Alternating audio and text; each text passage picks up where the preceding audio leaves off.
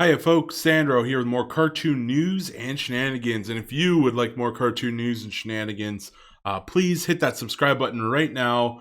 I'm on the goal to 1,000, trying to see if I can actually reach 1,000 by the end of the year. It's October 22nd, November, December. I don't know. I don't even know how many subscribers I'd have to get a day. That'd be like 20 or something. I don't know if it's possible, but why not give me a hand? And I'm trying to make it to 1,000. And as for the public watch hours, you can see I'm actually doing a lot better in the public watch hours. I mean, my videos end up being pretty long, so yeah. So thanks for watching those, guys. I don't think the public watch hours are actually even going to be really a threat. It's mostly going to be the subscriber count. So yeah, thanks, guys. Now let's get on to the article. But first, I gotta say, holy shit, there's a lot of news. Usually Thursday, Friday, that's when I do my this channel. I either do news stories or I do shenanigans, or maybe I talk about something. A little while ago, I looked at the Powerpuff Girls failing ratings. You know, I went to the Wikipedia. I looked at the week by week ratings. Did the same thing for Star versus the Forces of Evil, etc., etc., etc. And so there's actually just a ton of news. So let's actually, yeah. So this video is going to be uploaded on Friday, but it's actually done on Thursday. So if you're watching this, there's going to be a lot of videos on Friday, Saturday, and Sunday, and probably Monday. I might even, I don't know if I'll be able to do 2 each day, but you're going to be seeing a lot of videos from me on this weekend, just because there's so much to talk about. And what are we talking about today? Quibi shutting down. Quibi shutting down already. Now, this is a cartoon channel. Some of you are going to be like, Sandro, why are you talking about Quibi, this failed streaming app thing? So my reasoning slash logic was that I was hoping that if Quibi took off, right, a lot of the streaming services like Netflix, Apple TV Plus, Disney Plus, and Peacock, and there's a whole bunch of them, right? A lot of these shows, they need kids content. They need like drama. They need live action. They need movies. All these streaming services need a whole bunch of shit. And I was kind of hoping that Quibi would maybe create some cartoons. You know, even Tinder, or was it Tinder or Snapchat? Snapchat made that 3-minute long cartoon, right? Yeah, that's I watched that. It was really terrible, but here's the thing: they at least made a cartoon, you know. And I'm like, okay, what if Quibi exists? Maybe it'll start competing on a higher level. Maybe we'll get some cartoons from Quibi. No, it's done. So that was my thought. So that's why I'm covering Quibi, because I saw the potential. I was like, maybe one day these guys will do cartoons, which would have been cool. But now it's a lost cause. We're gonna read Quibi. So by the way, we're on the randomest site ever. Yeah. Hold on. What website is this? Canada Finance Yahoo.com. That is wow. So yeah, Yahoo Finance, but it's the Canadian version because I'm Canadian, of course. And the article is by Daniel Roberts, which is wow. I actually had a guy on my hockey team named Daniel Roberts. That's kind of weird that they have the same name, but with 7 billion plus people, I guess you're bound to run into it. So let's read here. Quibi shuts down why the 1.75 billion streaming app failed. That's a lot of money. Yowzas. If somebody gave me 1.75 billion, they said you could do whatever you want with it, I'd probably make a fighting game and a card game. Yeah. I would not make a streaming app for 1.75 billion. That's a lot of money. So Quibi, the short-form mobile video app, raised $1.75 billion in venture funding before its launch in April. Just over 6 months later, it's shutting down. Yikes. Yeah, and I remember they had a really bad launch, and then the creator, or sorry, Jeffrey Katzenberg actually blamed he blamed the coronavirus entirely, like, and people were laughing at him because everybody was at home, and like Netflix and Twitch and all these things were seeing the highest numbers they'd ever seen, right? Like even probably Disney Plus got a huge boost to subscribers from everybody staying at home. And everyone's staying at home, and Quibi isn't getting the numbers. Quibi just isn't getting the numbers. So what does that tell you? That tells you it was a failure from the start. Um, and on top of that, I also remember another article about Quibi was that they were getting sued. Quibi had this function where you could turn your phone. So if you had your phone, you could like turn it this way or this way, and it would like resize to kind of like, no matter which way you were watching the show, it would like resize, right? No,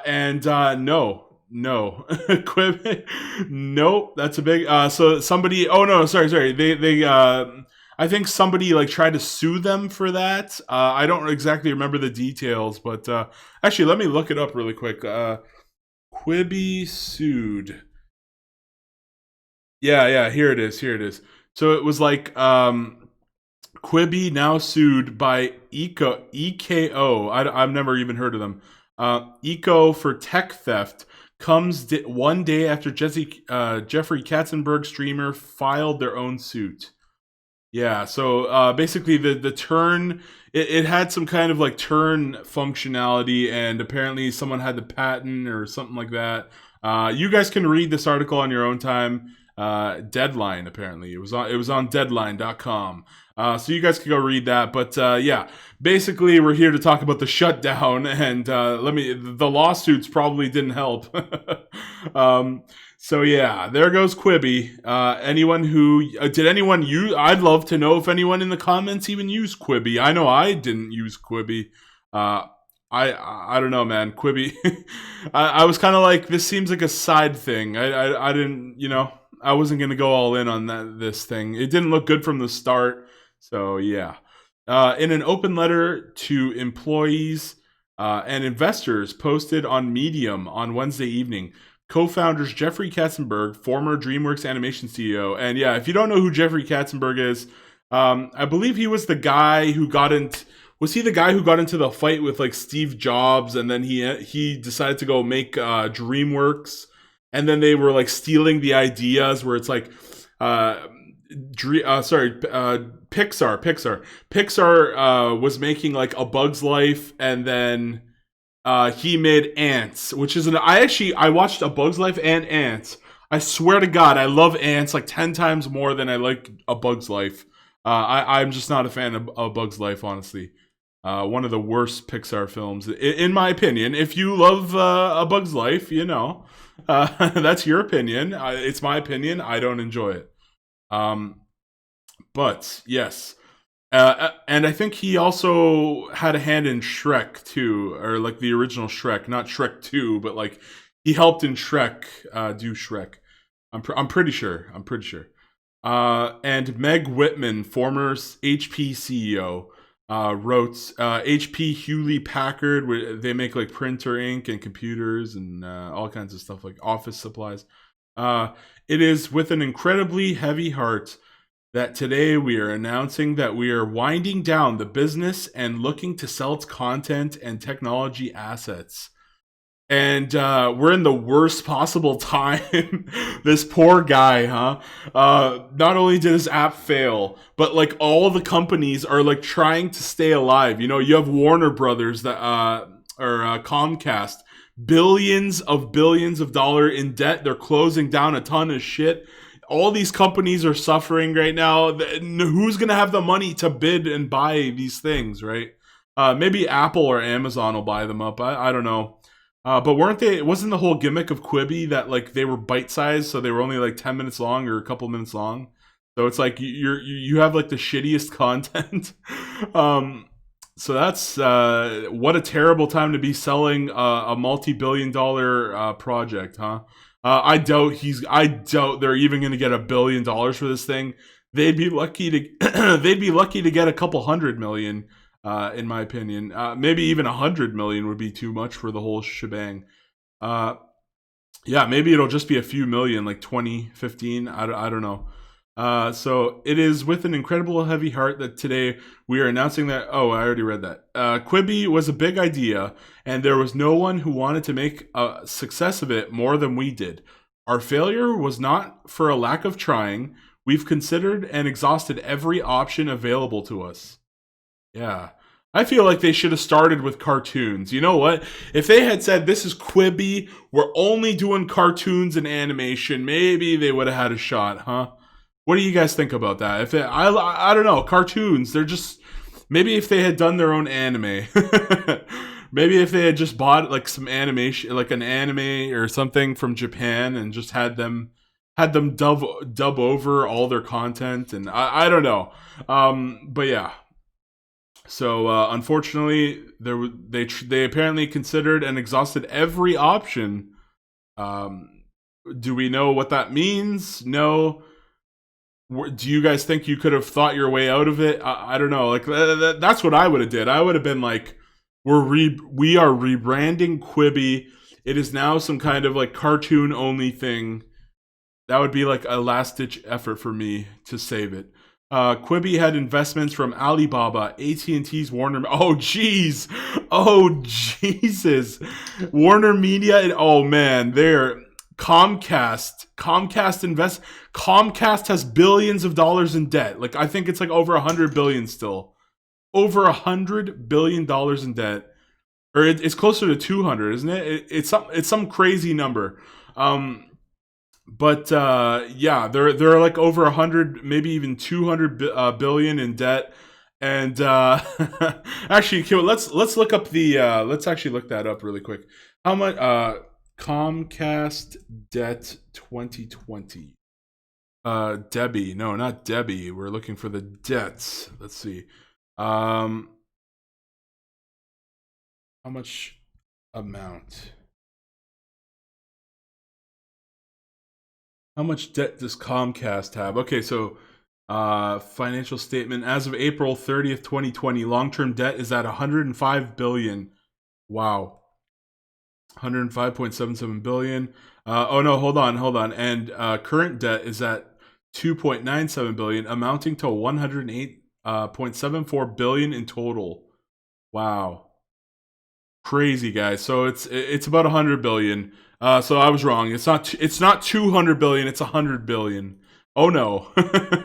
So fucking they invested in Quibi over here, and they just probably took a nice hit out of money. But when something like this shuts down, don't the people who invested in it get like some of the like, I guess when they sell it off, or I guess they'll get the money, right? I wonder if AT&T would buy all the properties, even though, just to have more shit on HBO Max. Interesting. Comcast, NBC Universal, Disney. Oh, so even Disney was in on this thing. Viacom, CBS, MGM, and Sony even. Wow. This had some big players behind it. It had a glitzy distribution partnership with T-Mobile. It had shows starring big name talent like Chrissy Teigen. Okay, so I don't know who that is. Jennifer Lopez, of course. Everyone knows J-Lo. Actually, I love that South Park episode where the little hand, Mitch, he calls it Mitch. It's like, I am Jennifer Lopez. Taco, taco kisses. Yeah, that was a great episode. Anyway, Reese Witherspoon. Okay, I know who that is. Liam Hemsworth. I feel like I know the Hemsworth. That sounds really familiar. Is that the guy from the Marvel movies, like the Thor guy? Chris Hemsworth? Is this like his brother or something? I don't know. Tyra Banks. That sounds familiar too. Joe Jonas, like the Jonas brother. Chance the Rapper. I don't know who that is. Demi Lovato, yeah. And Andy Samberg. So I only know like half of those people. I don't know who Andy Samberg is. So why did Quibi fail so spectacularly? Because nobody was using it. Nobody was using it. Launched during the pandemic. Yeah, I was talking about this. Okay, it's good that they cover this. The premise of Quibi, short for quick bites, was original shows with episodes shorter than 10 minutes that people could watch on the go. And again, Snapchat is trying this. They made a cartoon that was 3 minutes long. It's a Snapchat cartoon, and it was so fast, and the pacing was terrible. I can't recommend that cartoon to anyone, guys. Nobody.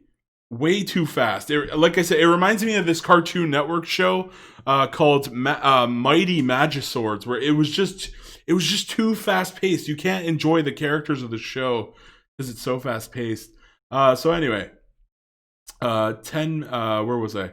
So on the go on their phones. The company's television advertising before launch put that pitch in a humorous context.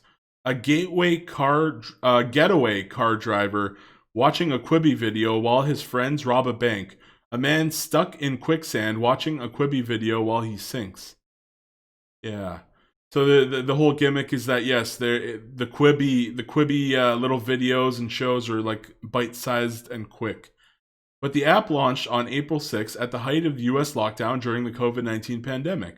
During lockdown, people were not on the go, riding public transit, or waiting for friends to arrive, or any other scenarios in which prior to the pandemic, people might have wanted to be entertained by their phones for 10 minutes. But like, here's the thing. They were at home. Yeah, look here's what here's what it says. Instead, people were at home watching shows on full screen televisions, but like that's just the thing. Like, I've been playing the pandemic, right? When it first started, I was still working at the Home Depot, and I was at home. I got paid for like a full, I think like 2-3 weeks off, and it was fully paid by the Home Depot. And I was at home playing on my phone the whole time, like playing on my phone, playing video games, other such, watching movies and such. And I was but the thing was, I was on my phone. You know what I'm saying? It's like, sure, they were watching shows like Tiger King on Netflix, but a lot of people were also on their phones. Like, they were multitasking. I'd be watching a show while playing on my phone or whatever, right? So it's like, I don't know. I feel like that was like the best opportunity like you could ever launch this thing, right? Like, people are at home, they're on their phones, they're talking to their friends on their phones because you can't visit them in person. What perfect time to launch Quibi, and it still failed. So I don't know if I agree with this, where it's like they were watching hour-long shows like Tiger King on Netflix. Yes, they were, but like they still had such a great launch period. So Quibi did not even launch with an option to watch on your television. The app saw 1.7 million free downloads in its first week, which is not great, right? But then downloads dropped dramatically. After just 10 days, the app had fallen out of the top 70 free apps in the iOS App Store. According to Sensor Tower data, Quibi had just 72,000 paying subscribers as of July. Wow, just 72,000, huh? Yeah, yikes, right? As of July. So how much did Quibi cost? Like $6, $7? So suggesting an 8% conversion rate of the 90-day free trial. So yeah, 1.7 million went in with the free version, and only 72,000 came out, which is never a great thing. When you're trying to make a business, right? When you're trying to make a YouTube channel, then it looks like a good headline, like Quibi only gets 8% of the conversion. Yeah, that looks like that's a good clickbait. Look, see, they even have like a link to it. So they definitely made a nice little article on that for the headline. Yes, so in an interview with the New York Times in May, Katzenberg blamed Quibi's lackluster launch on the pandemic. Yeah, this is what I was talking about. I attribute everything that has gone wrong to coronavirus. Everything. What a clown. What a fucking clown. Oh my God. Look, if you have a bad captain, your ship is going to sink quick, okay? And what do you know? How long did this go on for? 6 months? I think it was like 6 months, this thing. Yeah, after just 6 months, it's shutting down. This was 6 months, guys. Holy shit. Katzenberg, man. Hold on, where is that? Hubris. Hubris. Where were we? Here we go. Fuck, this is a long article and I'm already like 19 minutes in. Okay, but Katzenberg and Whitman can't blame the pandemic entirely. That would suggest that if Quibi had launched before the pandemic, it would have been a hit. Yeah, and I don't think so. I think Quibi just like didn't have it just didn't have the right moxie, you know. It didn't have the right pizzazz a little bit. That kind of stuff. It didn't get people's attention and oh man, that's a giant spider. I'll get that after the video. Okay. um. Anyway, wow. The streaming space is extremely crowded and got even more crowded right around the time Quibi came out of the starting gate. Disney launched Disney Plus in November and it has been extremely successful. Yeah, that's exactly. So Disney launched like just a couple months before them and it's like you know, it was like peak time to release an app like this, right? A streaming service type of thing. Garnering 60.5 million paying subscribers in its first 9 months. NBC Universal Soft launched Peacock in April for Comcast users, then launched it nationally in July. It reportedly had 15 million subscribers as of September. HBO launched HBO Max in May, which would have been right around the time, right, that Quibi came out, and had lured 40, or no, oh, I was going to say 41 million, 4.1 million paying subscribers as of July. Wow. So wait, Peacock was actually more successful? Is that right? That's interesting. Okay. But no, that was only in July. I wonder how much it has now. These streaming services have deep-pocketed media conglomerates backing them and came with massive content libraries at launch. Quibi had no lack of funds, but perhaps the show lineup simply wasn't enticing to people. Yeah, right? Like, what were the big things on Quibi? You can't really name them. Where it's like you say, okay, what's a big thing on Netflix? Oh, Stranger Things. What's a big thing on Disney Plus?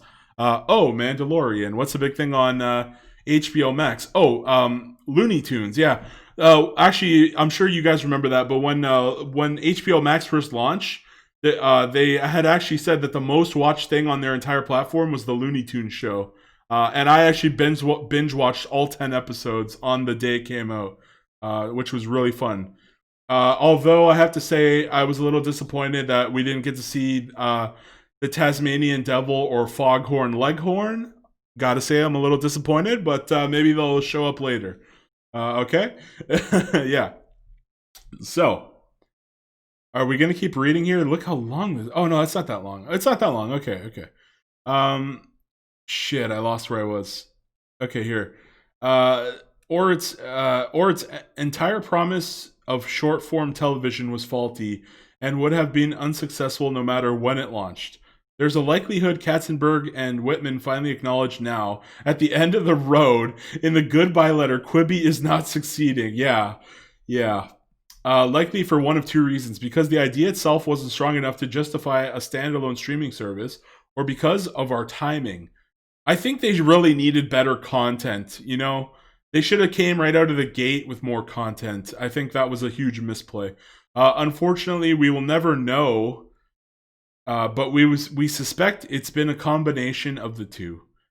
Hubris. There was a fair amount of hubris and grandiosity to the pitch Katzenberg and Whitman made during their media blitz in the months before Quibi launched. At a Fortune conference in July 2019, Whitman declared, "We are actually offering way more than just new content. We're trying to bring together the best of Silicon Valley and Hollywood in a way that has not been done before." Well, there's your problem, because like Hollywood is literally on the verge of collapse. Nobody wants to live in California anymore. You know, I see all these articles and YouTubers who are like, "I just moved from California," like every other like week.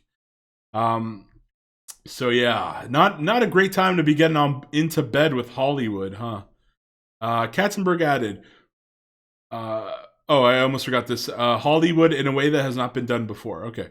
Katzenberg added that what we're setting out to do is obviously a high bar. Ambitious is to create a new form of storytelling, and our mission statement here is to tell 2-hour movies in chapters. It turned out people weren't clamoring for that. Okay, whoever wrote the what was it, Daniel Roberts, right? You get a thumbs up for that one. That's hilarious. Big spending. Quibi had 1.75 billion in funding to blow on content and marketing, but still may have overspent on individual projects or talent. In February, Quibi shelled out 5.6 million to run on a 30-second Super Bowl ad. Wow. That's overkill. The ad ended up among the worst rated with viewers. Oh shit. Not only was it expensive, they fucked up. They screwed up. They didn't even make a good ad. Holy shit. Then the app faced backlash almost immediately after launch for the hefty sums it paid for some stars, including $6 million to Reese Witherspoon to narrate a nature program. Witherspoon's husband, former CAA agent Jim Toth, was Quibi's head of content acquisition and talent. Well, it looks like he wasn't doing his job. By June, the 2 months after launch, Quibi was asking its top executives to take 10% pay cuts amid the pandemic. Already, huh? Patent lawsuit. If all of its stumbles weren't damaging enough, Quibi also got hit with a patent lawsuit. Yeah, this is the one I was talking about. From video startup Eco, bankrolled by hedge fund Elliott Management, over one of Quibi's most praised features: automatic reformatting of video depending on the orientation of the viewer's phone. Yeah, so you, like I said, you hold it this way, you hold it that way, and it would like try and change the, make it always look like it's being held, and so you could see it properly. Eco said that Quibi stole the tech. In July, a U.S. district judge dismissed 3 of Eco's 9 claims against Quibi, including one that claims Katzenberg entered into an implied contract with Eco, but allowed the patent infringement suit to be moved forward. What? So did they sue? Did they actually get money? I don't know. What's next? According to the information, Quibi has 350 million left to return to shareholders. That means it blew through 1.4 billion in 6 months? What the fuck did they... Well, Super Bowl ads? Yeah, that's what's gonna happen. What did they even do? Holy fuck. You could have given me $1.4 billion. I would have made you money. What the fuck? Katzenberg reportedly shopped the Quibi acquisition to NBC Universal and Facebook, but both passed. Well, they were smart to do so. They were very smart to do so. Still, it shows or other IP could end up sold off to larger streaming giants piecemeal. So don't assume you won't see Chrissy's Court on Netflix soon. Yeah, so I wonder who's gonna buy it. But this is a pretty wild shit, man. Just really wild. So they blew through like 1.4 billion in 6 months. And it's a $1.75 billion streaming app in total, so they blew even more than that. And but I guess they have a bit of money left, right? And this entire thing was just a train wreck. So anyway, let me know in the comments down below, and please subscribe. Sandro out.